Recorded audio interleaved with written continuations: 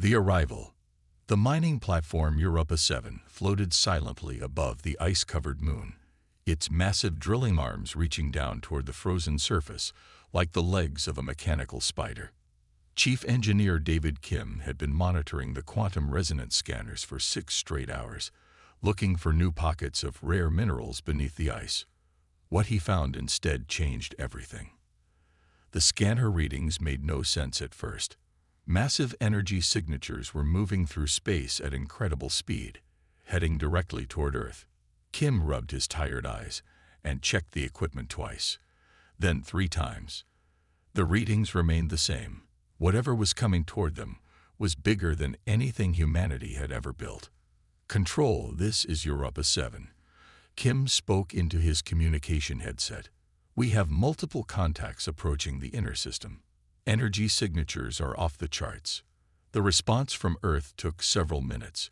When it came, the voice belonged to Admiral Patricia Hayes, head of the Solar Defense Command. "Europa 7, please confirm your readings. Are you certain these are artificial signatures?" Kim looked at his screens again. The objects were moving in perfect formation, their energy output consistent with massive spacecraft. "Confirmed, Admiral. We have at least 200 contacts, possibly more. They'll reach Earth orbit in 18 hours. The silence from Earth control lasted almost a full minute. When Admiral Hayes spoke again, her voice was different, harder. "Europa 7, maintain observation protocols. Report any changes immediately. And Kim, this conversation is now classified at the highest level." Back on Earth, emergency meetings began within the hour. In a secure bunker beneath the Rocky Mountains, world leaders gathered around a circular table dominated by holographic displays showing the approaching fleet. President Elena Rossetti looked pale as she studied the images. The alien ships were enormous, each one easily 10 times the size of humanity's largest space station. "How long until they arrive?" President Rossetti asked. Admiral Hayes consulted her tablet.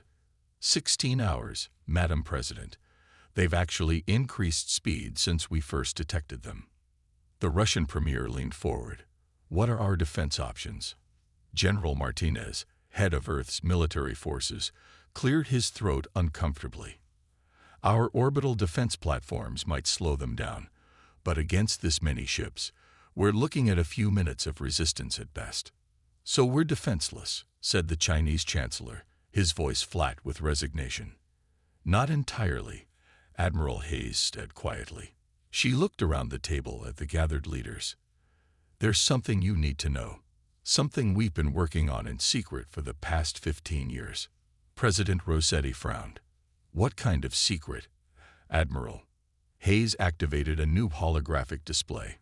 It showed a sleek, angular spacecraft, unlike anything the leaders had seen before. "Project Ghost Protocol. We've been developing advanced stealth technology based on quantum field manipulation. This ship, the Phantom, is completely invisible to conventional sensors." The room erupted in questions and angry voices.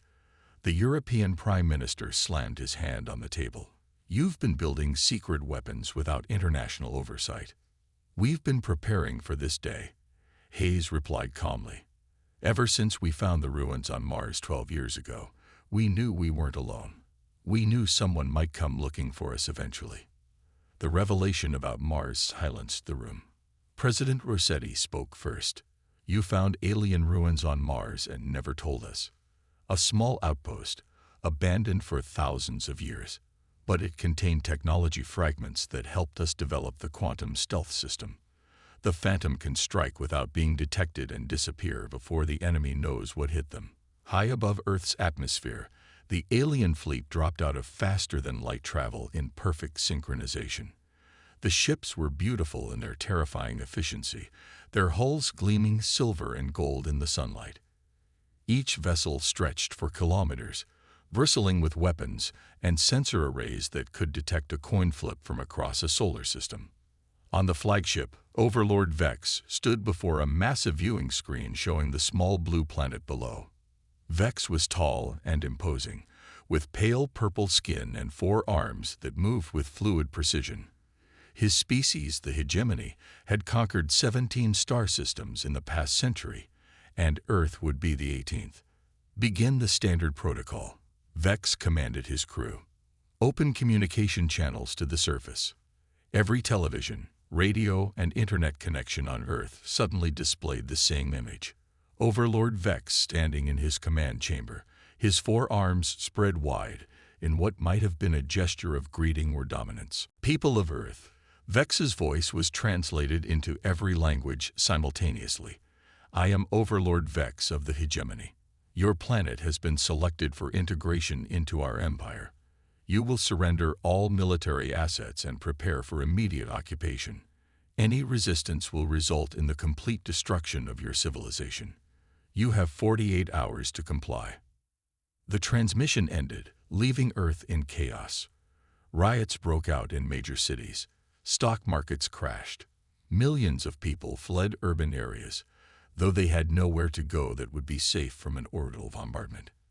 In the secret facility buried beneath the Colorado mountains, Captain Sarah Chen stood before the Phantom, humanity's last hope. The ship was smaller than the alien vessels, only 200 meters long, but every line of its design spoke of deadly purpose. Its hull seemed to bend light around it, making it difficult to look at directly. Chen was 42 years old, a former test pilot who had volunteered for the Ghost Protocol when it was just theoretical physics and desperate hopes. Her crew of 12 represented the best humanity had to offer: scientists, engineers, and soldiers who knew they were probably flying to their deaths. Final systems check, Chen announced as she strapped herself into the pilot's seat. Around her, the Phantom's bridge hummed with barely contained energy. The quantum stealth generator created a strange sensation, as if reality itself was slightly unstable. Dr. Marcus Webb, the ship's chief scientist and the inventor of their stealth technology, looked up from his console. Quantum field is stable, Captain. We're completely invisible to electromagnetic sensors, gravitational detectors, and even visual observation. Commander Zara Okafor, Chen's second-in-command, finished her weapons check. All systems green, Captain. The quantum torpedoes are armed and ready. Chen took a deep breath. Through the Phantom's main viewer, she could see the alien fleet in high orbit, their ships arranged in a perfect sphere around Earth. Each vessel was a fortress capable of destroying cities with a single shot, but they couldn't see the Phantom. They didn't know it existed. Launch sequence initiated, Chen announced. The Phantom rose silently from its hidden hangar, carved into the dark side of the moon 3 years earlier. No exhaust trail, no energy signature, no indication that humanity's deadliest weapon was now moving toward the alien fleet. Captain, Dr. Webb called from his station.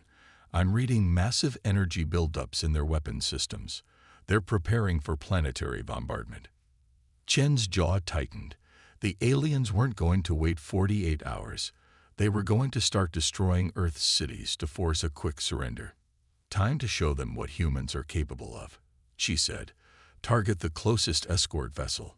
Let's announce our presence. The Phantom glided through space like a ghost, completely undetected by the alien sensors.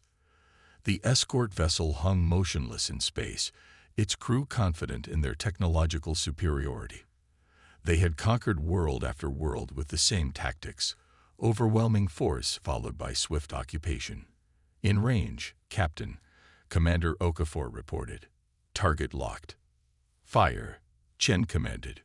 The quantum torpedo launched silently from the Phantom, its warhead designed to disrupt the fundamental forces holding matter together. The alien escort vessel simply ceased to exist, its molecules scattered across space in a brilliant flash of light. Alarms immediately began blaring throughout the hegemony fleet. On the flagship, Overlord Vex stared at the tactical display in disbelief. One of his ships had been destroyed, but his sensors showed no attacking vessel, no weapon signature, nothing at all. How is this possible? Vex demanded. What destroyed the Valiant? Admiral Keth, his military advisor, studied the sensor readings with growing concern. There's nothing there, Overlord. No energy signatures, no mass readings. It's as if the ship was destroyed by empty space itself. Vex's 4 hands clenched into fists. In 70 years of conquest, nothing like this had ever happened. His technology was supposed to be absolute, his sensors capable of detecting anything in space larger than a grain of sand. Begin full spectrum scans, Vex ordered. Whatever destroyed that ship, find it. But the Phantom was already gone, having used its stealth capabilities to relocate to a different position. Chen smiled grimly as she watched the alien fleet frantically scanning empty space. Their first strike had worked perfectly. But now, the real challenge began. The aliens knew they were being hunted by an invisible enemy, and they would adapt quickly. "Dr. Webb," Chen said, "how long before they figure out how to detect us?" Webb studied his readouts carefully. The hegemony technology is advanced, but it's based on conventional physics. Our quantum stealth system operates outside normal spacetime. They'll need to completely redesign their sensors, which should take days or weeks. "We don't have days or weeks," Commander Okafor pointed out. "They're already moving into bombardment positions over major cities." Chen nodded. They had perhaps hours before the aliens started destroying Earth's population centers out of frustration. The Phantom would have to strike fast and hard, using hit-and-run tactics to confuse and demoralize the enemy fleet. "Plot a course to the next target," Chen ordered. "We're going to make them think there's an entire invisible fleet out here. By the time they realize it's just one ship, it'll be too late." The Phantom disappeared into the void, beginning a deadly game of cat and mouse that would determine the fate of humanity. In the depths of space, the silent hunter prepared for the fight of its life. The hunt begins. The Phantom moved through space like a predator stalking its prey, completely invisible to the alien sensors that swept desperately through the void. Captain Sarah Chen watched the tactical display as her ship approached its second target, a heavy cruiser positioned near Earth's moon. "Captain," Engineer Jake Morrison called from his station, "I'm detecting increased communication traffic between the alien ships. They're trying to coordinate their sensor suites." Morrison was young, barely 28, but his understanding of quantum mechanics was unmatched. He had helped Dr. Webb fine-tune the stealth system during its final development phases, and his modifications had made the Phantom completely undetectable. "Let them coordinate," Chen replied. "They're looking for something that doesn't exist in their understanding of physics." On the Hegemony flagship, Admiral Keth stood before a holographic display showing the positions of all fleet vessels. His pale purple skin had taken on a darker hue, a sign of stress among his species. In all his years of military service, he had never encountered an enemy that could strike without being detected. "Overlord," Keth addressed Vex, "I recommend we begin the planetary bombardment immediately. Whatever is attacking us, the humans may be using it as a distraction while they prepare ground-based defenses." Vex considered this carefully. His 4 arms moved in complex patterns as he thought, a gesture that indicated deep concentration. "No," he finally decided. "If the humans have developed stealth technology, they may have other surprises waiting. We must eliminate their invisible ship first. But Overlord, our sensors cannot detect it. How do we fight an enemy we cannot see?" Vex's eyes, large and multifaceted like those of an insect, glittered with dangerous intelligence. "By forcing it to reveal itself. Order all ships to begin random movement patterns. If there is an invisible ship out there, it will have to react to our movements." The strategy was sound, but Vex underestimated human adaptability. Chen watched as the alien fleet began shifting into seemingly random formations, their massive ships moving like pieces on a 3-dimensional chessboard. "They're trying to flush us out," Commander Okafor observed. "If we attack now, they might be able to triangulate our position from the blast pattern. Then we don't attack from outside," Chen said with a smile that would have chilled the aliens if they could have seen it. "Jake, how small can we make our sensor profile?" Morrison's fingers danced over his controls. "With full stealth engaged and minimal power output, we could probably get within a few kilometers of their hulls without detection." "Perfect. Plot an intercept course with that heavy cruiser. We're going inside their formation."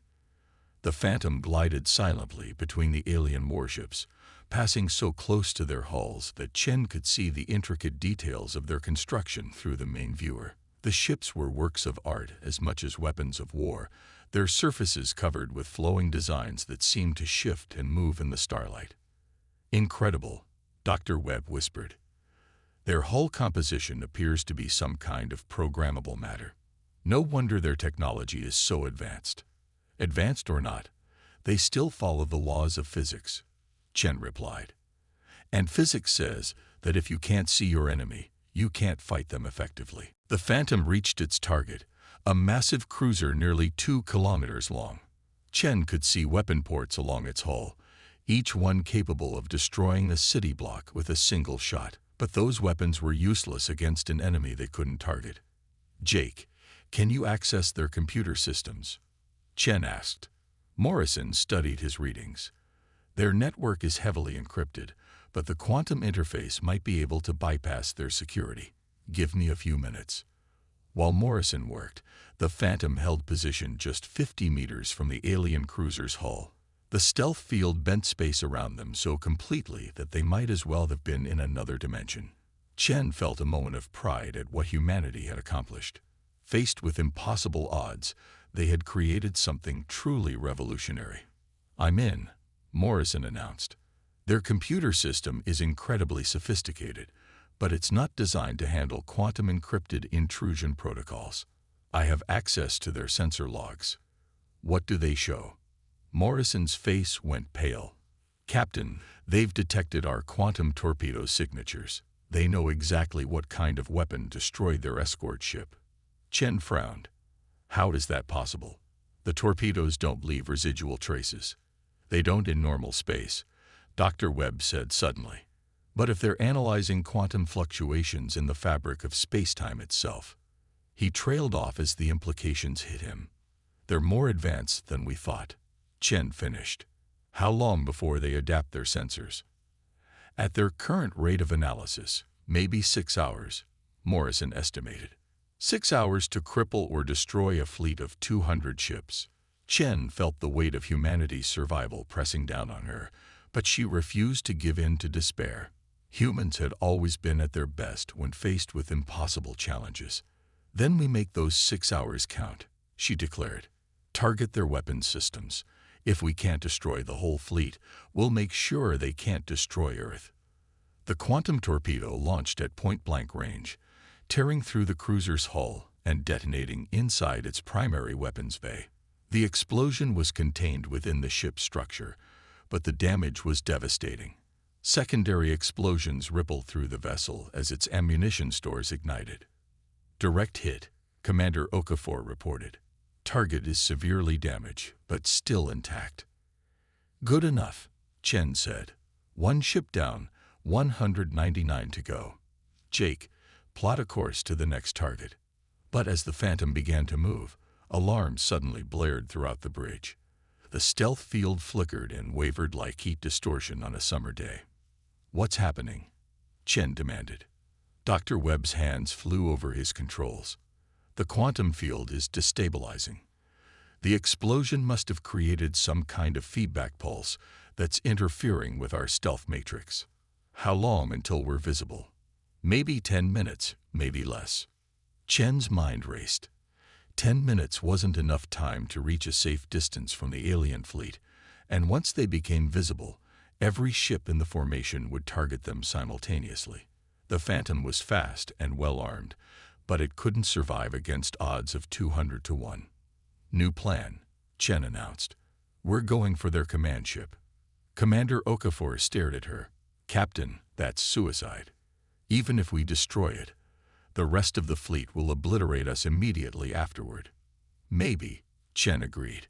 "But if we take out their leader, the fleet might retreat rather than risk a prolonged battle with an enemy they don't understand." It was a desperate gambit, but desperate times called for desperate measures. The Phantom turned toward the massive flagship at the center of the alien formation, its stealth field flickering more frequently as the quantum matrix continued to destabilize. On the flagship, Overlord Vex received the damage report from the heavy cruiser with growing anger. 50% weapons capacity lost, Admiral Keth reported. Whatever attacked them was inside our formation. Impossible, Vex snarled. Our sensors would have detected any intrusion. Unless their stealth technology is more advanced than we assumed, Keth suggested carefully. Overlord, I'm detecting quantum fluctuations near Grid 7. Something is moving through our formation. Vex studied the sensor readings. The quantum disturbances were subtle, barely detectable even with the hegemony's advanced technology. But they were there, creating a faint trail through space that led directly toward the flagship. All ships, Vex commanded, focus fire on Grid 7. Continuous bombardment pattern. Space erupted in a storm of energy beams and explosive projectiles as dozens of alien warships opened fire on empty space. But the Phantom was no longer there, having used its final minutes of stealth to position itself directly beneath the flagship's command section. Jake, can you override their shields? Chen asked urgently. Morrison's fingers flew over his controls. I'm trying, but their security systems are adapting to my intrusion attempts. I need more time. Time we don't have. Chen replied as the stealth field finally collapsed completely, revealing the Phantom to every sensor in the alien fleet. Commander Okafor, prepare the quantum torpedoes. Full spread. Captain, Dr. Webb called out. If we detonate quantum torpedoes at this range, the feedback could destroy us as well. Chen looked around at her crew, these brave men and women who had volunteered for a mission that everyone knew was probably suicide. Then we better make sure it counts. The Phantom's torpedo tubes opened, revealing the sleek forms of humanity's most powerful weapons. Each quantum torpedo contained enough destructive force to level a mountain, and they were aimed directly at the alien flagship's command center. All ships target the human vessel, Overlord Vex commanded, but even as he spoke, he knew it was too late. The small ship was too close, moving too fast. His weapons crews couldn't get a target lock before. Fire, Chen commanded. 6 quantum torpedoes launched simultaneously, their warheads designed to disrupt the fundamental forces that held matter together. They struck the flagship's hull in perfect synchronization, and for a brief moment, a piece of space itself seemed to tear apart. The explosion was beyond anything the hegemony had ever witnessed. The flagship, a vessel that had conquered systems and destroyed civilizations, simply ceased to exist. The quantum detonation created a ripple effect that spread outward, damaging nearby ships and creating a temporary hole in the fabric of space-time itself. The Phantom, caught in the edge of the blast, was thrown spinning through space like a leaf in a hurricane. Emergency systems activated throughout the ship as the crew fought to regain control. Damage report, Chen called out, pulling herself back into her command chair. Hull breaches on decks 3 and 4, Commander Okafor reported. Quantum drive is offline, but we're alive. More importantly, Dr. Webb added with amazement, we're still invisible. The quantum explosion somehow stabilized our stealth field. Chen looked at the tactical display and smiled. Where the alien flagship had been, there was now only empty space and debris. The rest of the fleet was in chaos, their ships scattered and disorganized without their command structure. Captain, Morrison called from his station. I'm receiving a transmission from the alien fleet. It's a general broadcast. Put it on screen.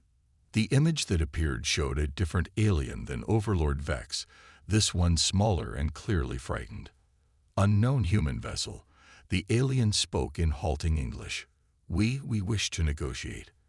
Our Overlord is dead. We have no desire to continue this conflict. Chen leaned back in her chair, hardly believing what she was hearing. Humanity's impossible gamble had succeeded. One small ship had faced down a fleet of 200 and won through courage, ingenuity, and sheer determination.